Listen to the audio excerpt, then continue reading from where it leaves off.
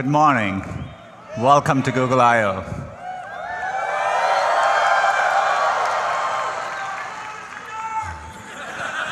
I love you guys too. Can't believe it's 1 year already. It's a beautiful day. We're being joined by over 7,000 people, and we are live streaming this, as always, to over 400 events in 85 countries. Last year was the 10th year since Google I/O started, and so we moved it closer to home at Shoreline, back where it all began. Seems to have gone well. I checked the Wikipedia entry from last year. There were some mentions of sunburn, so we have plenty of sunscreen all around. It's on us. Use it liberally. It's been a very busy year since last year, no different from my 13 years at Google. That's because we've been focused ever more on our core mission of organizing the world's information, and we are doing it for everyone, and we approach it by applying deep computer science and technical insights to solve problems at scale. That approach has served us very, very well. This is what has allowed us to scale up 7 of our most important products and platforms to over 1 billion monthly active users each. And it's not just the scale at which these products are working. Users engage with them very heavily. YouTube not just has over 1 billion users, but every single day, users watch over 1 billion hours of videos on YouTube. Google Maps, every single day, users navigate over 1 billion kilometers with Google Maps. So the scale is inspiring to see, and there are other products approaching this scale. We launched Google Drive 5 years ago, and today it is over 800 million monthly active users. And every single week, there are over 3 billion objects uploaded to Google Drive. 2 years ago, at Google I/O, we launched Photos as a way to organize users' photos using machine learning. And today, we are over 500 million active users, and every single day, users upload 1.2 billion photos to Google. So the scale of these products are amazing, but they're all still working up their way towards Android, which I'm excited, as of this week, we crossed over 2 billion active devices of Android. As you can see, the robot is pretty happy too behind me. So it's a privilege to serve users at this scale. And this is all because of the growth of mobile and smartphones. But computing is evolving again. We spoke last year about this important shift in computing from a mobile-first to an AI-first approach. Mobile made us reimagine every product we were working on. We had to take into account that the user interaction model had fundamentally changed with multi-touch, location, identity, payments, and so on. Similarly, in an AI-first world, we are rethinking all our products and applying machine learning and AI to solve user problems. And we are doing this across every one of our products. So today, if you use Google Search, we rank differently using machine learning. Or if you're using Google Maps, Street View automatically recognizes restaurant signs, street signs, using machine learning. Duo with video calling uses machine learning for low bandwidth situations. And Smart Reply in Allo last year had great reception. And so today, we are excited that we are rolling out Smart Reply to over 1 billion users of Gmail. It works really well. Here's a sample email. If you get an email like this, the machine learning systems learn to be conversational, and it can reply, "I'm fine with Saturday," or whatever. So it's really nice to see. Just like with every platform shift, how users interact with computing changes. Mobile brought multi-touch. We evolved beyond keyboard and mouse. Similarly, we now have voice and vision as two new important modalities for computing. Humans are interacting with computing in more natural and immersive ways. Let's start with voice. We've been using voice as an input across many of our products. That's because computers are getting much better at understanding speech. We have had significant breakthroughs, but the pace, even since last year, has been pretty amazing to see. Our word error rate continues to improve, even in very noisy environments. This is why, if you speak to Google on your phone or Google Home, we can pick up your voice accurately, even in noisy environments. When we were shipping Google Home, we had originally planned to include 8 microphones so that we could accurately locate the source of where the user was speaking from. But thanks to deep learning, we use a technique called neural beamforming, we were able to ship it with just 2 microphones and achieve the same quality. Deep learning is what allowed us about 2 weeks ago to announce support for multiple users in Google Home, so that we can recognize up to 6 people in your house and personalize the experience for each and every one.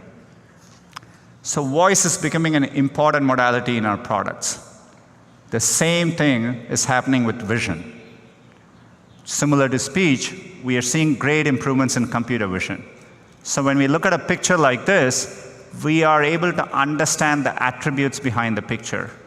We realize it's your boy in a birthday party. There was cake and family involved, and your boy was happy. So we can understand all that better now. And our computer vision systems now, for the task of image recognition, are even better than humans.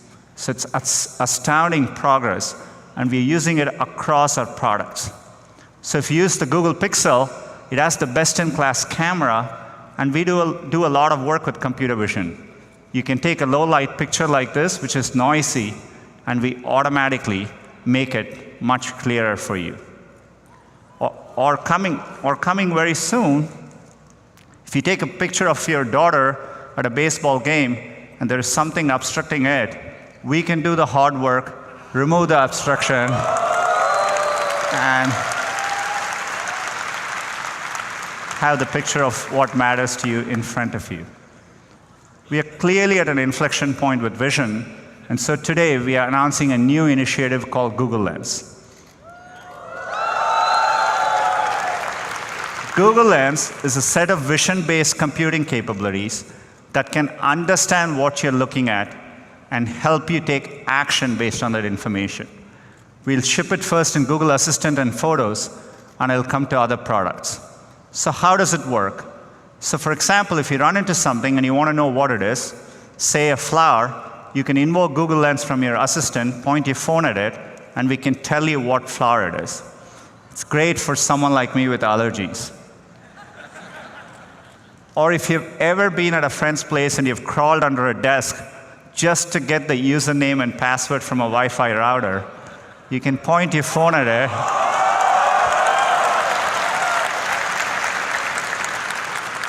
and we can automatically do the hard work for you. Or if you're walking in a street downtown and you see a set of restaurants across you, you can point your phone, because we know where you are and we have our knowledge graph and we know what you're looking at, we can give you the right information in a meaningful way.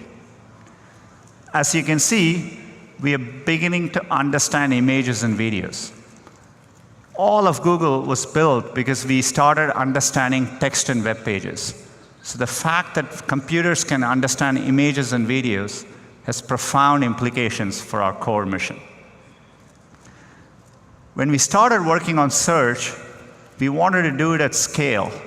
This is why we rethought our computational architecture. We designed our data centers from the ground up, and we put a lot of effort in them. Now that we are evolving for this machine learning and AI world, we are rethinking our computational architecture again. We are building what we think of as AI-first data centers. This is why last year we launched the tensor processing units. They're custom hardware for machine learning. They were about 15 to 30 times faster, and 30 to 80 times more power efficient than CPUs and GPUs at that time. We use TPUs across all our products. Every time you do a search, every time you speak to Google. In fact, TPUs are what powered AlphaGo in its historic match against Laserdal. As you know, machine learning has 2 components: training, That is how we build a neural net. Training is very computationally intensive, and inference is what we do at real time, so that when you show it a picture, we recognize whether it's a dog or a cat, and so on. Last year's TPU were optimized for inference. Training is computationally very intensive. To give you a sense, each one of our machine translation models takes a training of over 3 billion words for a week on about 100 GPUs. So we've been working hard, and I'm really excited to announce our next generation of TPUs, cloud TPUs, which are optimized for both training and inference. What you see behind me is one cloud TPU board. It has 4 chips in it, and each board is capable of 180 trillion floating point operations per second. And we have designed it for our data centers, so you can easily stack them. You can put 64 of these into one big supercomputer. We call these TPU pods, and each pod is capable of 11.5 petaflops. It is an important advance in technical infrastructure for the AI era. The reason we named it Cloud TPU is because we are bringing it through the Google Cloud Platform. So cloud TPUs are coming to Google Compute Engine as of today.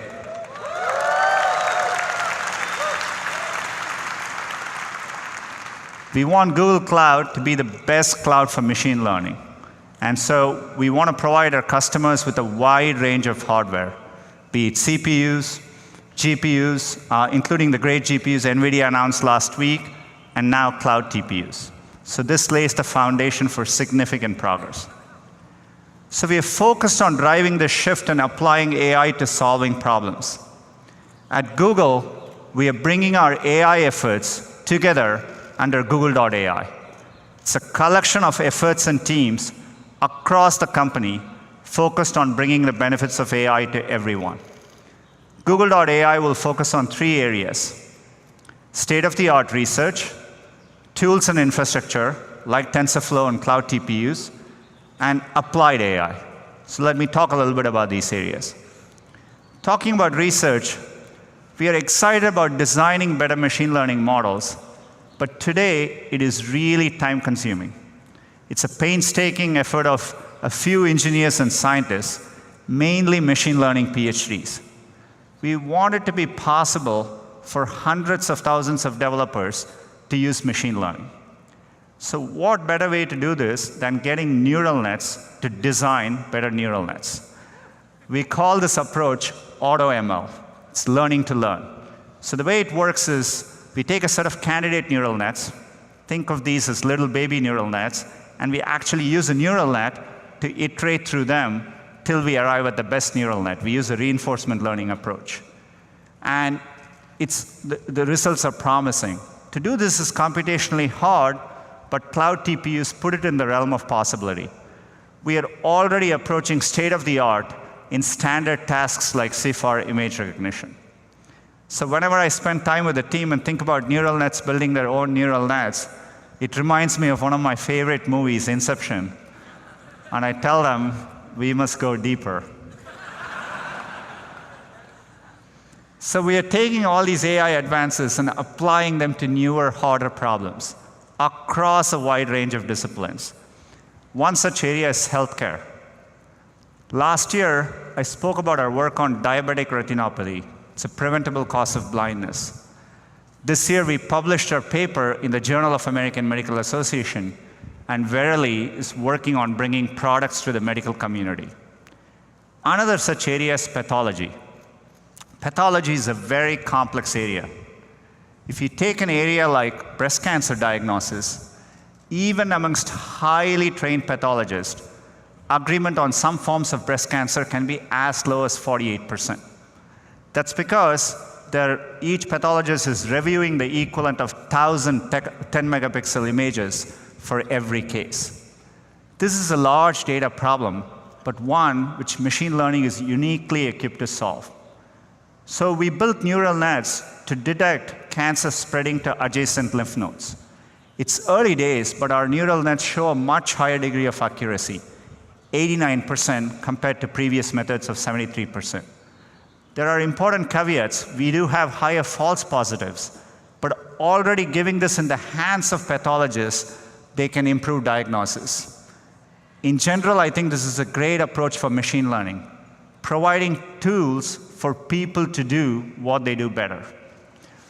And we are applying it across even basic sciences. Take biology.